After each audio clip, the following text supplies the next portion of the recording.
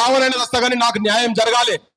ఇది ఎక్కడిది, నన్ను ఇంత ఘోరంగా మాట్లాడి ఎక్కడిది, నన్ను వాడుకొని ఆగం పట్టించి 10వ తరగతి పాస్ కాగానే +2కు లండన్కు పోతా, నేను లండన్ లో చదువుకుంటా అని మొత్తం ఎంతో డ్రీమ్స్ లో ఉన్నటువంటి ఎన్నో కలలు కన్నారు. ఆ కుటుంబం కలలు కన్నది, ఆ పిల్ల కలలు కన్నది.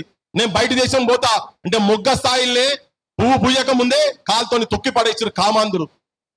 ఒక్కరితో కాదు, తతంగాలు చాలా బయటికి వస్తున్నాయి.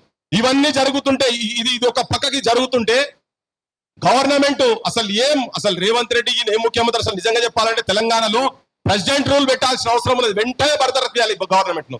కానీ దరిద్రం ఏంటంటే అక్కడ ఉన్నది అట్టే పడైంది కదా, వాళ్ళు వస్తే మళ్ళా గదే అవుతుంది కదా. రొంట జడ రావన్న కథ అయ్యేటట్టున్నది, అటు అట్లే ఉన్నది, ఇటు అట్లే ఉన్నది. సో ప్రజలకు ఇప్పుడు ఇంత జరుగుతుంటే కొంతమంది అంటే బీజేపీలో ఉన్నటువంటి వాళ్ళు కూడా చాలా మంది మదన పడుతున్నారు, అది వేరే విషయం. కొంతమంది ఇంత బహిరంగంగా నిస్సిగ్గుగా మాత్రం లజ్జ లేకుండా మానవత్వం లేకుండా ఆ మైనర్ బాలికను తన క్యారెక్టర్ అసాసిన్ చేసేటట్టుగా ఏవేవో మార్పుడు అవోటి ఇవోటి ఏవేవో బజాట్ల పట్టించేసి పంపుతా ఉన్నారు. అందుకనే తెలంగాణ సమాజానికి దేశానికి మొత్తానికి అసలు ఏం జరుగుతున్నది తెలంగాణలో నిజంగా ఇప్పుడు ఆయన బెదిరించినట్టు ఆయన అన్నాడు. మరి ఇప్పుడు వాళ్ళు మానసికంగా డిప్రెషన్ కు పోతుంటే మీరు డిప్రెషన్ కాదు, ఆల్రెడీ చంపిపడేసిన వీళ్ళని కుటుంబాన్ని నాశనం పట్టించేసారు. ఆఖరికి 50,000 రూపాయలకు అదేదో వచ్చి డిమాండ్ చేసిరు, 50,000 రూపాయలు కావాలని చెప్పని మేము పంపించినాము, 5 కోట్లు అంటున్నారు, ఓసారి 5 లక్షలు అంటున్నారు. ఇట్లా ముచ్చట పెట్టి జనానికి ఏంటంటే వీళ్ళు ఏదో పైసల గురించి పోయిన వాళ్ళు లెక్క 100 కోట్లు ఉన్నాయి వాళ్ళ దగ్గర. ఆ కుటుంబాన్ని తొక్కిపడేసి నాశనం చేసి మళ్ళా పక్కకి 2-3 అయ్యగారు సొంటోళ్ళని ఏసాలు వేసిన వాళ్ళని పక్కకు నిలబెట్టుకొని ఎంత అద్భుతంగా మాట్లాడుతున్నాడంటే దేవునికి పెట్టినటువంటి సభల ఆయనే దుర్మార్గుడు, ఆయనే అధర్మం చేసి, ఆయనే అన్యాయం చేసి, ఆయనే మోసం చేసి, ఆయనే దగా చేసి, ధోకా చేసి, ఆయన కొడుకు చేసిండు, ఈయన చేసిండు. బయటకు వచ్చి లాభ లక్ష్మణ్ జానకి జై బోలో హనుమానికి అని నినాదాలు ఇప్పిస్తున్నాడు. ఇది జనాలని తింటున్నాం. జై శ్రీరామ్ జై శ్రీరామ్ అని శ్రీరాముడు చెప్పినాడా ఆయనకి ఇవన్నీ పనులు చేయమని, చెత్త పనులు చేయమని చెప్పి? మర్యాద పురుషురామ్ ఇవన్నీ ముచ్చట్లు చెప్పి కానీ చెప్పిండా? నీ ఆ సొంటలు అనుకుంటే ఆ శ్రీరామచంద్రుడు ఉండేది ఉంటే ఆ బాణం ఉండేది ఉంటే చాతికెళ్ళి గుండెలకెళ్ళి తీసి అవతల పడేస్తుండే. నిజంగానే కనుక రాముడు అంటాడు ఆ గవర్నమెంట్ లో ఎవడన్నా ఉండేది ఉంటే ఇప్పటికైనా తీసుకోపోయి ఇంట్లో కాదు బొక్కల వరేయాలి. బండి సంజయ్ కూడా బొక్కల వరేయాలి, ఒక కొడుకుని కాదు. ఎందుకు బొక్కల వరేయాలంటే ఇంటర్నల్ గా వాళ్ళ తల్లిదండ్రులను మైనర్ బాలిక తల్లిదండ్రిని బెదిరించడే కాక యావత్ సమాజాన్ని ఇలా మనందరినీ రాక్షసులట మనం అందరం. వాడు అంటాడు, బండి సంజయ్ వాడు అంటాడు, రాక్షసులందరూ మన వెంబడి పడుతున్నానా, మా కుటుంబం వెంబడి పడుతున్నానా అని. అరే నువ్వు చేసిన ఈ పిశాచులు కూడా చేయరు అయ్యా, నీ కొడుకు చేసినాయి నువ్వు చేసిన కథలకు పొద్దున్న లేస్తే నీ భాష ఫాల్తుగాన్లు, హౌలగాన్లు, దివానగాన్లు, వీనికి వాడు పుట్టిండా వానికి వీడు పుట్టిండా, ఇటువంటి విధవలు భారతదేశంలో ఒక అద్భుతమైనటువంటి పోర్ట్ఫోలియోకు మంత్రిత్వ శాఖకు, హోం మంత్రిత్వ శాఖకు రక్షకుడే భక్షకుడు అంటే ఇట్లనే ఉంటది. మరి ఆ పిల్లగాని మొత్తం తతంగాలు చూస్తే ఇంత ముందు కూడా మనం చాలా చూసినాం, ఉదంతాలు చూసినాము. కాలేజీలో పొంట పోయి, రూమ్ లో పొంట పోయి అయ్య మంత్రి అని చెప్పి మిస్యూజ్ చేసుకుంటా దెబ్బలు కొట్టుడు, ఇవాళ బయటకు వచ్చి ఏదైతే వార్నింగ్ ఇస్తుండో ఈ వేదిక మీదకి వెళ్ళి మనము వీళ్ళందరినీ పిలిచిన కొంతమంది వస్తా ఉన్నారు, తోవలు ఉన్నారు, కొంతమంది బీజేపీ ఆఫీస్ దగ్గర ఉన్నారు, కొంతమంది వేరే ప్రెస్ కాన్ఫరెన్స్ లో ఉన్నారు, విమలక్క వీళ్ళందరూ కూడా వస్తున్నారు, సంధ్యక్క వాళ్ళందరూ కూడా వస్తున్నారు. మనం ఇక్కడ నుంచి తెలంగాణ సమాజానికి ఆ కుటుంబానికి ఇప్పుడు మనందరూ రాక్షసులు అట. మరి రాక్షస సైన్యము నిజంగా రాక్షస సైన్యమా?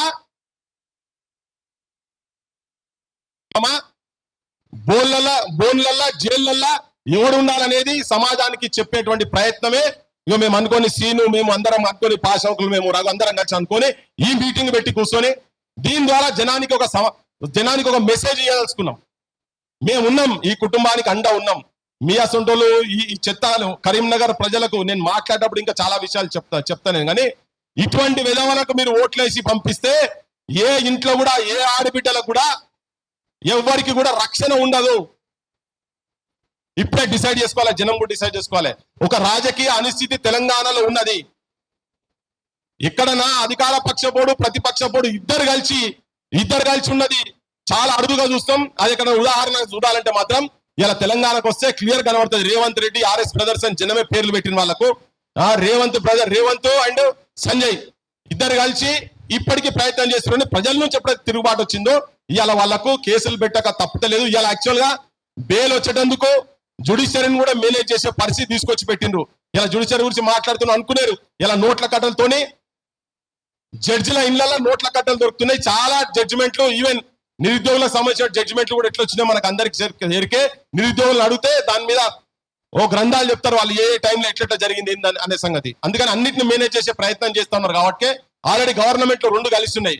కానీ ఇలా ప్రజలుగా మనం ఆ కుటుంబానికి అండగా ఉండాలి. ఇటువంటి దుర్మార్గులను, శ్రీరామచంద్రుని పేరు చెప్పుకొని ప్రజలను, వాస్తవాలను, నిజాల గురించి నిలబడేటువంటి వ్యక్తులను రాక్షసులను చెప్తున్నారు కదా, అటువంటి వాళ్ళను ఈ పిశాచులు, రాబందులు, ఈ క్రూరులు, ఈ మృగాలు, బండి సజేసే ఒక మృగాన్ని సమాజానికి ఎట్లా మృగం అవుతాడో ఏందో అనేది కూడా ఇది అసలు వాస్తవాలు ఏంటి, ఫ్యాక్ట్స్ ఏంటి, వాళ్ళు ఎక్కడ మభ్య పెడుతున్నాడు, ఎక్కడ కప్పిపుస్తున్నారు, ఈ గుండాల భాష ఏంటిది, ఈ సంపుడు భాష ఏంటిది, ఈ అంతం చేస్తామన్నటువంటి లాంగ్వేజ్ ఇక్కడికెళ్ళి వచ్చింది. ఏ శ్రీరామచంద్రుడు ఎక్కడ చెప్పిండు? మీరు ఏ గ్రంథాలలో ఉన్నాయి ఇవన్నీ? హిందూ మత ముసుగులా మీరు చేస్తున్నటువంటి లంగ పనులు. అసలైన హిందువులను, ఈ భారతదేశ సంస్కృతిని, సాంప్రదాయాలను, ఆచారాలను, కట్టుబాట్లను ఇక్కడన్ని కాపాడే నిజమైన హిందువులం ఇక్కడ కూర్చొని ఉన్నాం. ఇలా నిన్ననే చెప్పిండు సుప్రీంకోర్టు జడ్జి చెప్పిండు, హిందుత్వం అంటే అదొక వే ఆఫ్ లైఫ్ అని, ఒక జీవన విధానం అని. ఆ జీవన విధానాన్ని గుండెలలో నింపుకున్న వాళ్ళందరం ఇక్కడ ఉన్నాం. నువ్వు చెప్తున్నటువంటి రాక్షస జాతి ఏది ఉన్నారో అసలైన హిందువులం మేము. మీరు నకిలీ గాళ్ళు, మీరు డూప్లికేట్ గాళ్ళు, దొంగలు మీరు. చాలా బాహాటంగా సమాజం కూడా బరి గీయాల్సిన అవసరం ఉన్నది. అటుపక్కకి ఎవడు ఉంటాడో, ఇటుపక్కకి ఎవడు ఉంటాడో క్లియర్ కట్ గా ఇప్పుడు తేలాలే. వాళ్ళు సంపే భాష మాట్లాడుతారు. వెంటనే ఆయనను మంత్రి పదవి నుంచి తీసి పడాలి, లేకపోతే ఈ బురద మొత్తం బీజేపీ గవర్నమెంట్ కు, నరేంద్ర మోడీ కూడా తగులుతుంది. అరే ఎట్లా పోక్సో అందరికి ఇదే న్యాయం జరుగుతుందా? ఈ చట్టం కింద పోక్సో పెట్టిందే, ఆ చట్టం పెట్టిందే ఇటువంటి క్రిమినల్ నాకోటుకుల గురించి పెట్టిండ్రు. కానీ ఇన్ని రోజుల తర్వాత కూడా ఇంకా ఆయన మేలు పెడుతున్నట, గవర్నమెంట్ కు ఆయన మేలు పెడుతుండు.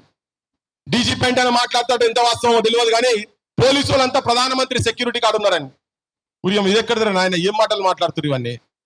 సో ఇప్పటిదాకా వీళ్ళు రక్షించే ప్రయత్నం చేసిండ్రు. ఒక దుర్మార్గుణ్ణి, ఒక నీచుణ్ణి, ఒక కిరాతకుణ్ణి, ఒక కషాయాన్ని.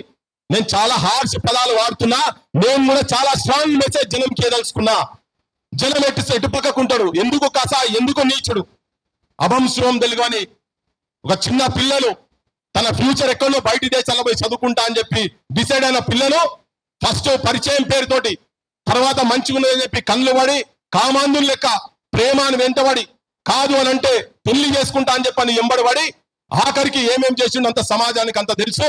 అంత చేసినాక పెళ్లి చేసుకుంటా, నీ ఇంటికి వస్తా, నా ఇంటికి వస్తా అని అందరిని తీసుకుపోయి అడ్డు తిప్పి ఇలా అవే ఫోటోలు పెట్టి సమాజంలో తిప్పుతున్నాడు. క్యారెక్టర్ అసాసిన్ చేస్తున్నాడు ఆ పిల్లను. బేస్ మెచ్చుకోవాలి నిజంగా.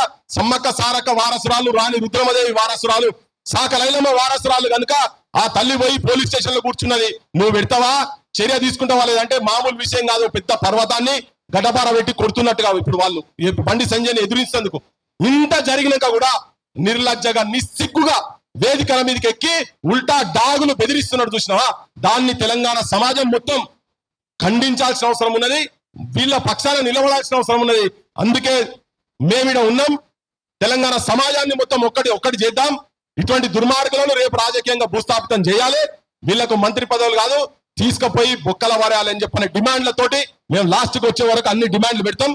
ఈ లోపల మధ్యలో మాట్లాడుతుంటా. ఈ రోజే ఆర్టికల్ రాసిండు మా పస్నూరి రవీంద్ర అన్న.